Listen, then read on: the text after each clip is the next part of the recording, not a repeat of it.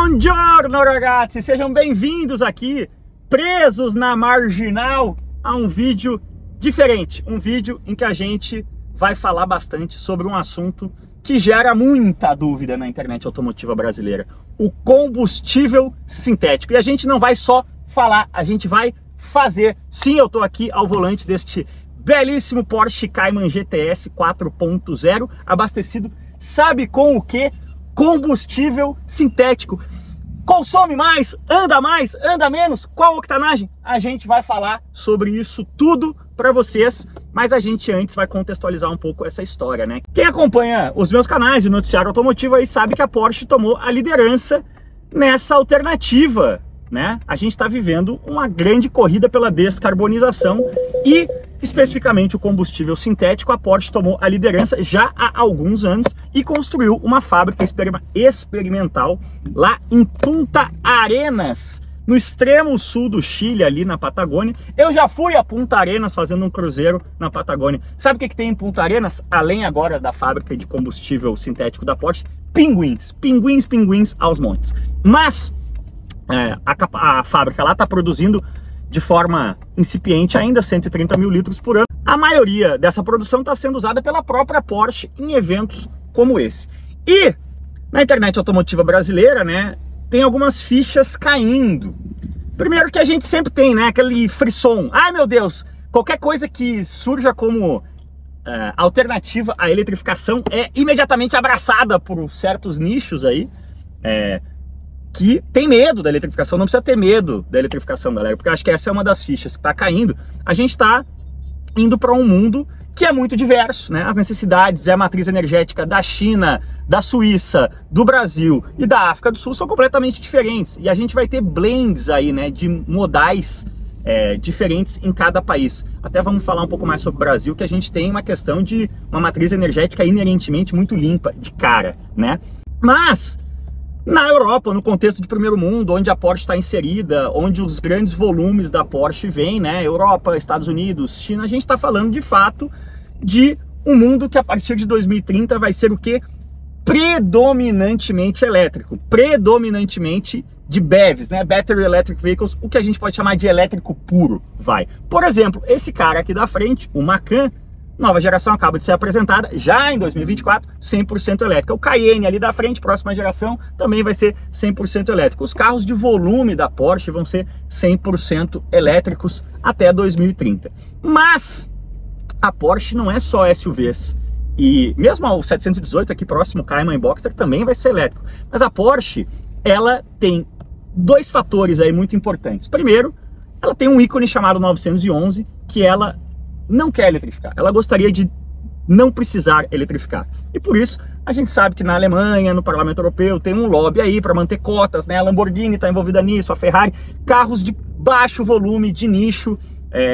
Cada país tem uma cota aí de produzir carros a combustão, desde que carbono neutro. Inclusive o wording, né, o texto da lei já foi mudado, né, para carbono neutro e não carbono zero. Ou seja, se você emitir carbono, mas você recapturar esse carbono, e o combustível sintético é isso, ele é feito a partir da eletrólise da água com a captura de CO2 do ar, você poderia estar dentro dessa exceção. Isso é um fator. Outro fator, my friends, é o seguinte, é uma curva, é um processo longo. A frota mundial hoje é de 1,3 bilhões de carros. A imensa maioria deles é a combustão.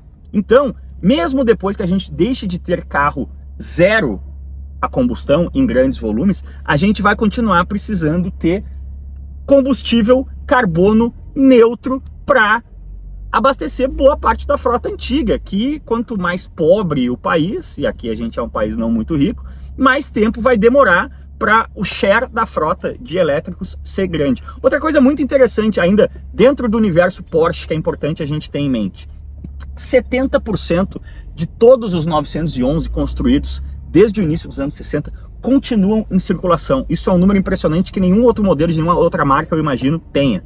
Ou seja, a Porsche não só está olhando para o futuro do 911, como para o passado, não só do 911, como dos demais modelos a combustão da Porsche, que vão também continuar em circulação. Então o combustível sintético, de cara, ele é uma solução para isso. Para manter, quem sabe, as futuras gerações do 911 ainda a combustão, ainda pendendo, né, questões jurídicas e legais aí de cada país, de legislação ambiental, somando-se a uma solução potencialmente de massa para manter parques já instalados, né, frotas já instaladas em circulação, e no caso específico da Porsche, é por isso que a Porsche está investindo bastante nisso, olhando para os Porsche clássicos, né, que se tornarão clássicos aí, se a gente está falando de 70% de 911 preservado, não é nem um pouco desprezível. Coisas interessantes, né, eu estou acompanhando essa questão da fábrica lá de Punta Arenas da Porsche com bastante interesse. Há algum tempo a gente teve uma apresentação hoje aqui na sede, estamos saindo da sede da Porsche Brasil aqui em São Paulo, por isso esse trânsito aqui da Marginal, meu.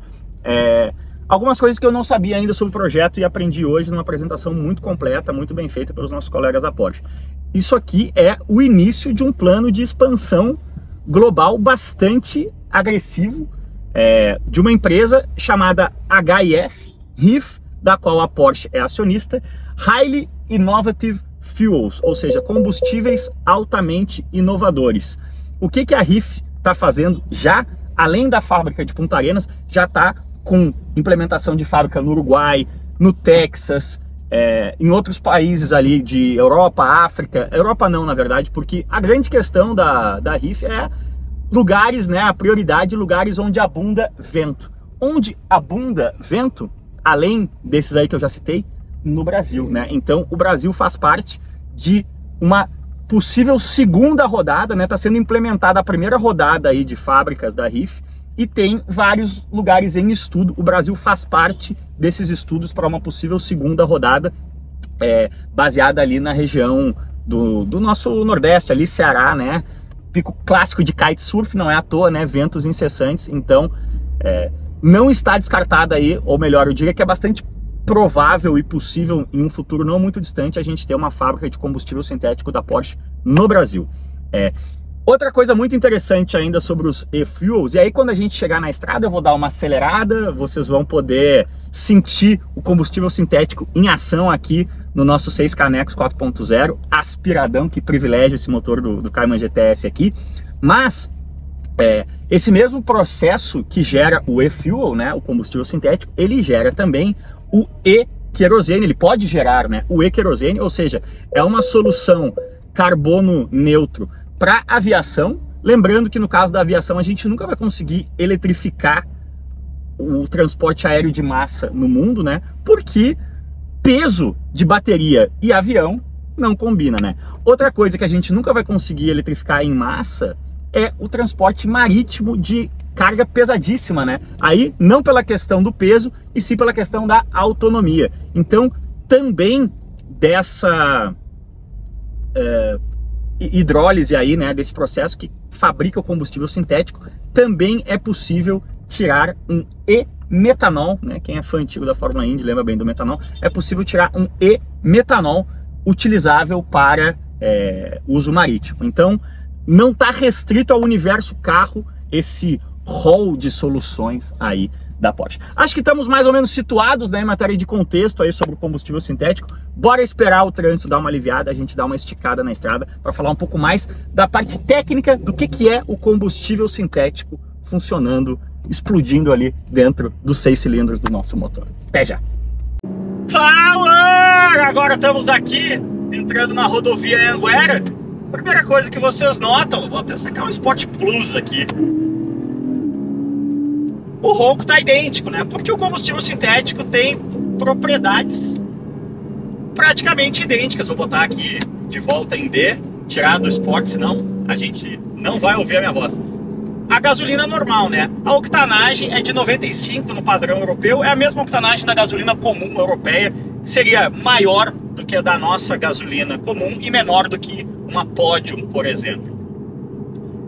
De forma que, nas medições da Porsche, em matéria de desempenho, consumo, os números são idênticos aos da gasolina comum na Europa. Aqui no Brasil, especificamente, que a gente tem muito etanol na gasolina, os números de consumo, aliás, ficam até ligeiramente melhores, aliás. A gente se fala muito, né? Ah, mas por que não o etanol? É semelhante a questão toda, né? do ciclo do etanol e do ciclo do combustível sintético. Qual é a semelhança entre ambos? Você precisa de muita energia para fabricar esse reservatório, repositário, depositário de energia, que é o combustível. No fim é isso, né? O que é 1 litro de gasolina, de etanol? O que é uma bateria de um carro elétrico? É um depósito de energia. Para você fabricar, o jeito mais barato de você fabricar esse depósito de energia é puxar o suco de dinossauro da Terra. Isso está aquecendo e acabando com o nosso planeta, né? Eu acho que quem finalmente ainda não tinha entendido muito bem isso, infelizmente é preciso a tragédia para dar uma bofetada na cara das pessoas, né? O que na data dessa gravação está acontecendo com o meu Rio Grande do Sul, com a minha Porto Alegre, eu acho que vai ajudar, né? Vamos tentar ver um lado bom nessa história, a cair a ficha de muita gente que a mudança climática é real e o mundo precisa descarbonizar a sua mobilidade. Por que eu estou dizendo isso? É importante ter em mente, né, essa questão do etanol, que aqui no Brasil é muito interessante. A gente tem uma matriz energética 86% limpa, vale a pena a gente gastar energia para produzir energia, né? Mas no caso do combustível sintético, no caso do primeiro mundo, que não tem terras a rodo para plantar cana e colher a cana e processar a cana, que é um processo que consome muita energia, consome muita terra e é muito pouco eficiente do ponto de vista da física mesmo, da química da coisa. O combustível sintético, você, onde tiver locais onde abunda a energia limpa, ou seja, muito vento ou muito sol, você consegue fazer instalações de fabricação de combustível sintético de forma relativamente racional. Por que eu digo relativamente? Mesmo a Porsche estima que quando o combustível sintético tiver escalado industrialmente aí no mundo inteiro, o custo vamos alcançar aqui os nossos colegas, o nosso comboio. O custo de produção, né, vai ficar em torno de $2 o litro. Isso é bastante na realidade brasileira, né? R$10 o litro, mas não é tanto assim na comparação com o que custa a gasolina na Europa. E, de novo, quanto mais for escalado isso, mais o preço vai cair. Outra coisa muito interessante, o combustível sintético ele é totalmente intercambiável com a gasolina comum, vinda do combustível fóssil. Então, você pode, como a gente estava falando no começo, né? Tudo é uma questão de ganhos marginais, de ir somando. Não existe solução definitiva e não pode existir discurso radical em nenhum momento em relação a isso. Tudo que caminha para ajudar a contribuir mais um pouquinho para a descarbonização é bem-vindo. Então, $2 o litro, muito caro para mover grande parte da frota, mesmo na Europa. Pô, mas a gente pode colocar 30% de gasolina sintética na gasolina comum, por exemplo, estou especulando aqui, e ajudar. Uma buzinadinha, né, Civic sem para-choque, com alerta ligado na faixa da esquerda. Acorda, meu filho! E evidentemente não sai da faixa da esquerda, né? É um problema da educação do povo brasileiro, principalmente do motorista brasileiro. Mas, como eu vinha dizendo, a gente tem essa questão de que você pode utilizar o combustível sintético gradualmente, né? À medida que você vai conseguindo baratear, você vai misturando ele na gasolina fóssil tradicional para ter uma redução da pegada de carbono da própria gasolina tradicional diluída aí no combustível sintético. Uou! Então eu acho que está claro, né? A gente está falando de uma solução, nesse momento, ainda muito incipiente, mas que a Porsche acredita muito a longo prazo e que vai fazer parte, né? Quando a gente olha aí para o planejamento de longo prazo da Porsche, a Porsche está apostando que daqui a 10, 15 anos ela vai fabricar 95% do seu volume de carros 100% elétricos, mas ela aposta que ela pode continuar fabricando o 911 e quem sabe, formalizando isso, quem sabe as gerações, não a próxima, que vai ser 100% elétrica, que é do 718, mas as gerações seguintes possam até ter as duas opções de motorização, né? 100% elétrica ou carbono neutro com combustível sintético. Mas no primeiro momento, certamente a Porsche está olhando para esse cenário de manter o 911 a combustão, combustível sintético, e o volume vindo dos elétricos puros, dos BEVs, né? Do Cayenne, do Macan 100% elétrico. Mas o que é muito importante entender nessa história? Cada mercado, cada país com a sua renda per capita, com o seu tamanho de economia, com o seu perfil de consumidor, vai ter um percentual diferente dessa curva, que agora a gente vai, a cada ano que vai passando, a gente vai tendo uma curva na venda de carros novos, cada vez menor do carro a combustão e cada vez maior do carro elétrico. Agora, qual vai ser a graduação dessa curva? No Brasil, em 2032, em que ponto a gente vai estar? Na Argentina, em 2036, em que ponto a gente vai estar? Na China, em 2029, em que ponto a gente vai estar? São pontos diferentes e por isso é preciso mais de uma solução. Aqui no caso do Brasil, quando a gente olha para a frota massiva, vai ser o híbrido flex a etanol, mas a cana-de-açúcar e o etanol é uma particularidade brasileira, e até porque existe uma outra coisa a ser considerada, né? O que você faz? Digamos que o etanol fosse realmente a melhor solução do ponto de vista energético. Não é, mas digamos que fosse. O que você faz com todo esse legado de frota a gasolina, né? O 911 em 1973, a gasolina não vai rodar no etanol, ele precisa rodar no combustível sintético. É um assunto muito legal, né? Complexo, fascinante, exige que as pessoas respirem, que as pessoas dediquem um tempo para entender e absorver tanta informação. E a gente vai falar ainda cada vez mais de combustível sintético aqui, assim como a gente fala bastante de eletrificação, porque é um assunto que vai ter muita novidade, muito pano para manga, cada vez mais rico. Pô, estamos falando de, quem sabe, uma fábrica de combustível sintético da Porsche no Nordeste brasileiro daqui a alguns anos. Ou seja, a gente vai continuar cobrindo esse assunto, porque vai ter muito pano para manga vindo nos próximos anos. Deixa aí nos comentários se sobrou alguma dúvida, né? Vamos seguir esse debate aí nos comentários. Deixa o like nesse vídeo, que isso ajuda a gente demais. E se inscreva no canal, isso é fundamental. Avise os seus amigos que se você é inscrito. Quem não é inscrito ainda, se inscreve lá, que isso ajuda a gente muito. Valeu demais, cuide-se bem. E aquele abraço. Bora pagar um pedágio aqui. E pra gente terminar o nosso vídeo, primeiro, não poderia deixar vocês sem um gostinho do visual externo do nosso GTS 4.0, mas também sem responder uma dúvida que eu tinha e respondi hoje. Afinal, o combustível sintético tem o mesmo cheiro da gasolina comum? Olha, resposta é um sonoro não. Cheiro bom, mas parece mais uma acetona de remoção de esmalte do que uma gasolina. Mas é bom, admirável o mundo novo. Deixa o like aí.